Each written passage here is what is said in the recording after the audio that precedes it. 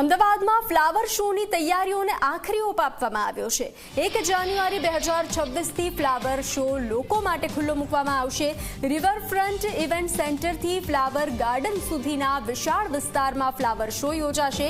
1 જાન્યુઆરીએ સીએમ ભૂપેન્દ્ર પટેલના હસ્તે આ ફ્લાવર શો ખુલ્લો મૂકવામાં આવશે। ભારત એક ગાથા થીમ પર ફ્લાવર શોનું આયોજન કરવામાં આવ્યું છે તો ગુજરાતના ગરબા સહિત દેશના લોકનૃત્યની प्रतिकृति बनशे आकर्षणનું केंद्र।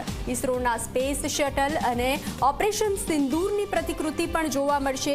12 વર્ષથી ઉપરના ઉંમરના લોકોની ફી 80 અને રજાના દિવસે 100 રૂપિયા ફી રાખવામાં આવી છે।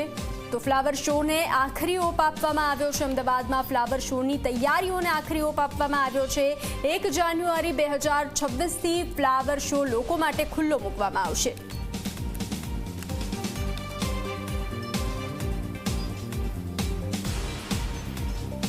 તો વધુ વિગતો સાથે સંવાદદાતા અર્પણ જોડાઈ ચૂક્યા છે। અર્પણ, જે રીતે 1 જાન્યુઆરી 2026થી ફ્લાવર શો લોકો માટે ખુલ્લો મૂકવામાં આવશે, સીએમ ભૂપેન્દ્ર પટેલના હસ્તે ખુલ્લો મૂકવામાં આવશે, તો અત્યારે તૈયારીઓને આખરી ઓપ આપવામાં આવ્યો છે।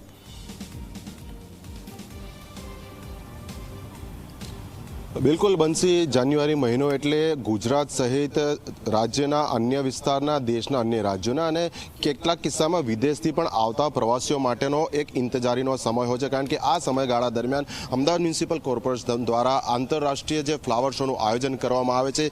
આ ફ્લાવર શો હવે જે યોજાવાનો છે તે 1 જાન્યુઆરીથી શરૂઆત થવા જઈ રહી છે અને તેની આખરી તબક્કાની જે કામગીરી છે તે ચાલી રહી છે। ભારત એક ગાથા, આ થીમ ઉપર આ વખતના ફ્લાવર શોનું આયોજન કરવામાં આવ્યું છે। એટલે આ શબ્દમાં જ બે વસ્તુ રહેલી છે। એક તો ભારતના સનાતન ધર્મ એટલે કે પૌરાણિક કાળથી વર્તમાનના અત્યાધુનિક ટેકનોલોજી સુધીની તમામ વસ્તુઓને આ થીમમાં સમાવી લેવામાં આવી છે। હાલ આપણે જે દ્રશ્યો જોઈ રહ્યા છે તે આપ જોઈ શકો છો। પૌરાણિક જે આપણો સનાતન ધર્મ છે તેના વિવિધ પ્રસંગો છે તેની ફ્લાવરની પ્રતિકૃતિ અહીંયા ઊભી કરવામાં આવી છે। ટીવી સ્ક્રીન ઉપર આપણે આ જોઈ રહ્યા છે, દેવો અને દાનવો વચ્ચે જે સમુદ્ર મંથન થયું હતું તેનું આ આખું સ્કલ્પચર ફ્લાવરથી તૈયાર કરવામાં આવી રહ્યું છે। તો આ ઉપરાંત મહાભારતનો કિસ્સો કે જ્યાં ભગવાન કૃષ્ણએ અર્જુનને ગીતાના પાઠનું જ્ઞાન આપ્યું હતું, તો ભગવાન કૃષ્ણએ જે ગોવર્ધન લીલા કરી હતી, આ ઉપરાંત રામાયણમાં જ્યારે ખિસકોલી જે રામ સેતુ બનાવવા માટે સહભાગી બની હતી તેની પણ પ્રતિકૃતિ જોવા મળી રહી છે। તો દેશના વિવિધ રાજ્યોના લોકનૃત્યો છે, તેમના તહેવારો છે, તેની પણ ફૂલોથી બનેલી આખી જે પ્રતિકૃતિઓ છે તે ઊભી કરવામાં આવી રહી છે। હજી ઘણી બધી તૈયારીઓ બાકી છે।